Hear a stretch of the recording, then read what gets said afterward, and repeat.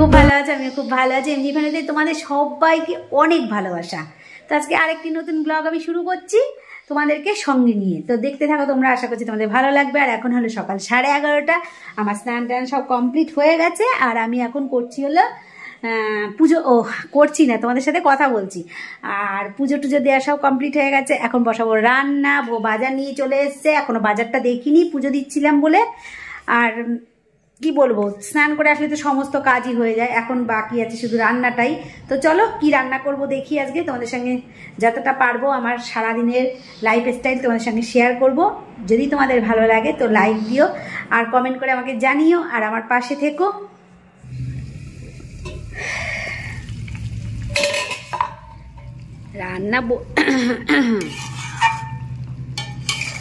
রান্না উনুনে বসে গেছে। আজকে হবে কি বলতো, ভনি এসছে ইলিশ মাছ, তাই আজকে হবে হলো বেগুন ইলিশ। এই দেখো বেগুন ইলিশ বসিয়ে দিয়েছি। এর মধ্যে এখন অবশ্য মাছগুলো দেইনি, বেগুনটা আরেকটু সেদ্ধ হয়ে গেলে তারপরে মাছগুলো দেবো। মাছগুলো এই যে হালকা করে একটু ভেজে রেখেছি, আর এই কটা এখনো রয়েছে, এই যে ওটা আবার দেখি কি করা যায়। তারপরে বাজার নিয়ে এসছে, বাজারগুলো এখনো তুলিনি। আজকে বাজার করে নিয়ে এসছে দেখো শীতের সবজি একেবারে। এইখানে আছে পালং শাক, পেঁয়াজকালি, বেগুন, ফুলকপি, আর এর মধ্যে আছে মটরশুঁটি, চা। মানে আজকে বৃহস্পতিবার দোকান বন্ধ থাকে না, চার দোকান। চা নিয়ে এসছে আর জিরা, গোটা জিরা।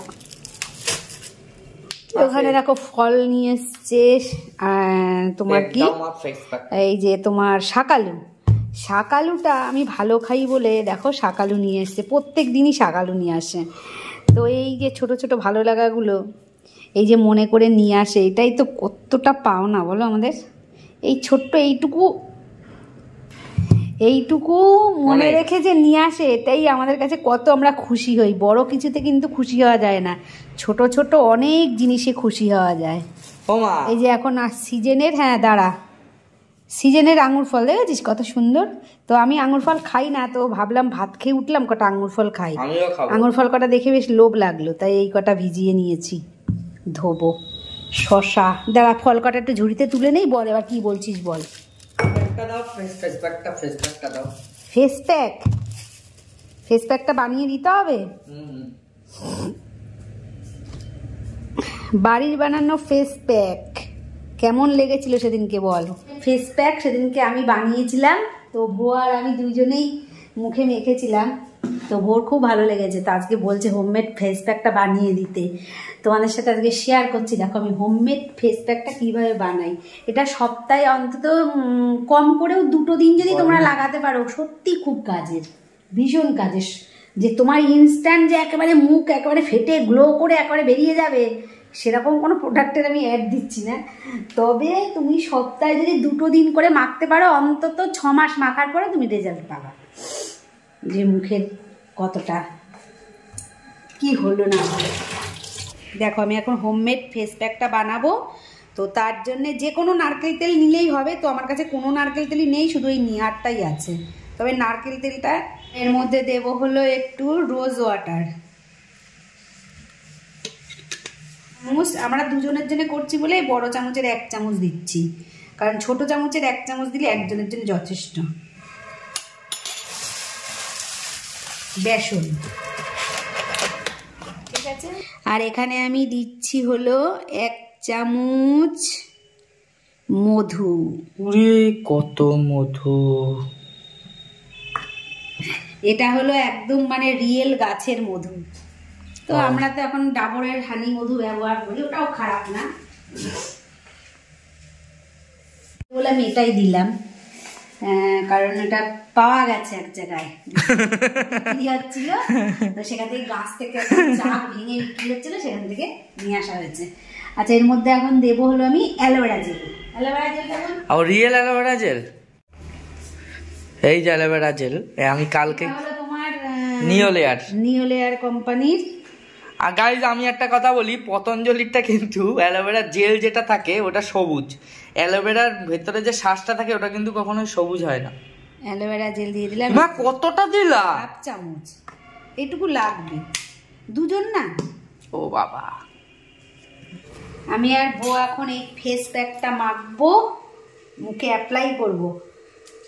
তো এর মধ্যে লাস্ট দিচ্ছি হলো একটু লেবুর রস।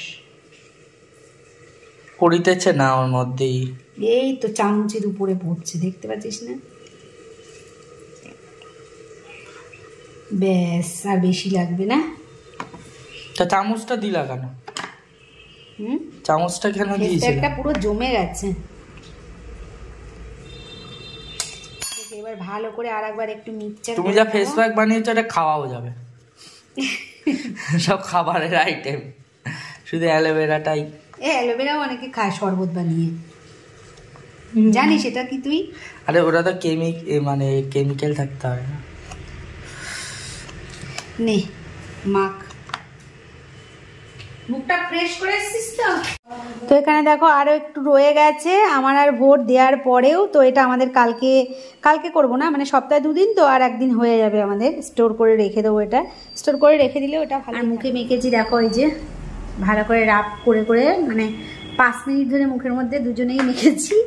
আর এটা রেখে দেবো হলো 20 থেকে 25 মিনিট। আর তারপরে কি বলো তো, তারপরে যদি তোমরা একটুখানি মানে গরম জল দিয়ে যদি মুখটা ধোয়া যায় সব থেকে ভালো হয়। গরম জল দিয়ে, মানে যাকে বলে আর কি বলে ওটাকে, স্টিম করা যায়, খুব ভালো হয়।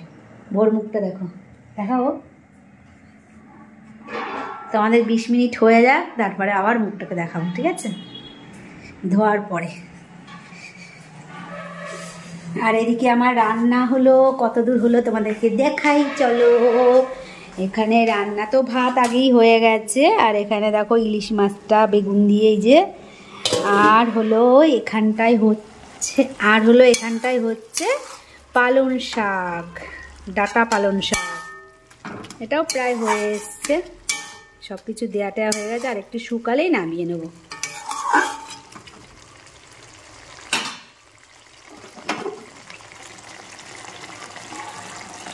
তো এখন বাজে হলো বিকেল 4টে, আর আমি খাওয়া দাওয়া করে রেডি হয়ে নিয়ে একটু বেরোচ্ছি আর কি।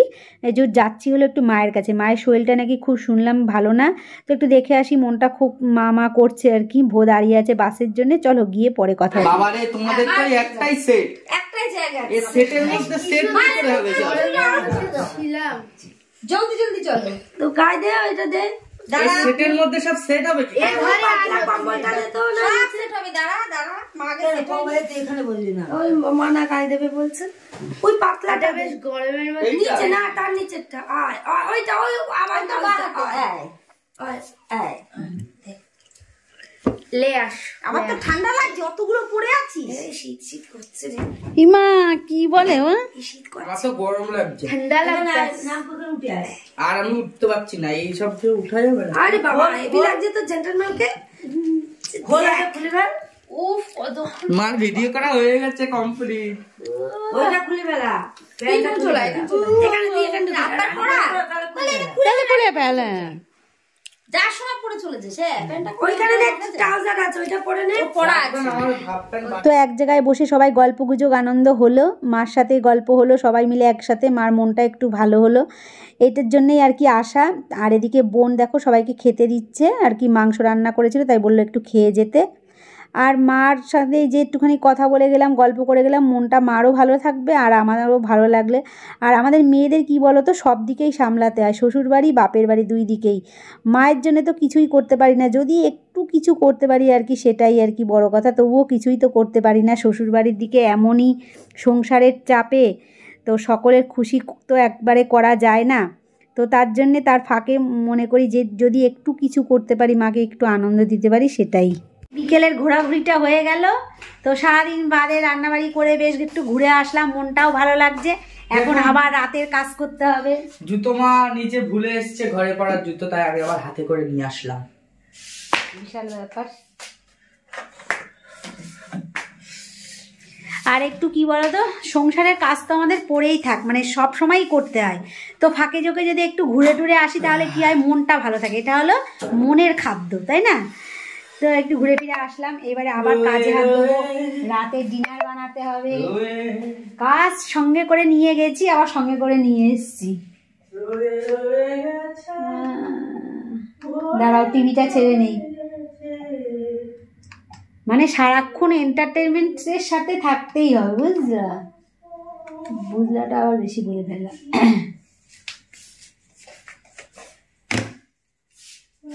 ফোনে একটুও চার্জ নেই এখন, আগে চার্জটা দিয়ে আসি বল।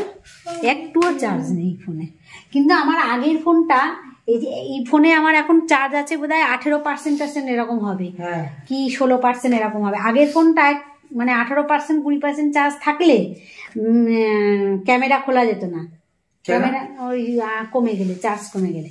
কিন্তু এই ফোনটায় মানে 10% চার্জ থাকলেও ক্যামেরা খোলা যায়। ফোনটায় আগে চার্জ দিই বাবা।